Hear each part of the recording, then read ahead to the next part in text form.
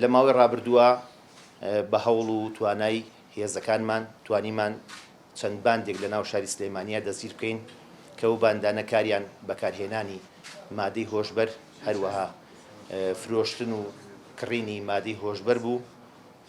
خۆشبەختانە لە ماوەی ڕابردووە توانیمانە 99 کیلۆ و نیو جۆرێک حەبدەست بەسەرا بگرین کە لە دروستکردنی مادەی حەشیشە بەکارێ، یعنی مەوادێکی ئەوەلیە بۆ دروستکردنی مادەی حەشیش. هەروەها لە ماوەی ڕابردووە هێزەکانمان توانیوانە لە ماوەیەکی کەمە لە ماوەیەکی زۆر کورتە 23 کەس دەستگیر بکەن کە ئەمانە چەندیان هەندێکیان مادەی هۆشبەر بەکارێنن، ئەوانی تریشیان تجارەتی پێوەکەن. ئێمە ئەمانەوێ لە کاتی ئێستاە ئامارێک بخەینە بەردەمی ڕاگەیاندنەکان کە ڕاگەیاندنەکان لە هەردەم هاوکارمان بوون بۆ ئیشوکارەکانمان.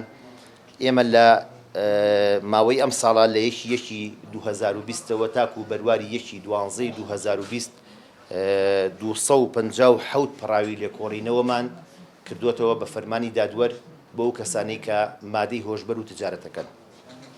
لەو 257 پەراوە 262 زیندانیمان هەیە کە لە ماوەی ئەم ساڵدا زیندانی کراون.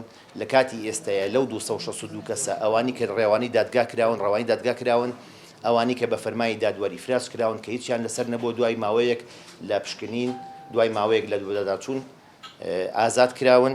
لە کاتی ئێستاە 138 کەسمان ماوەتەوە کە لە زیندانەکانی ئێمەیە لە بواری لێکۆڕینەوەیان یا هەنێکیانی حالی محکەمە کراون.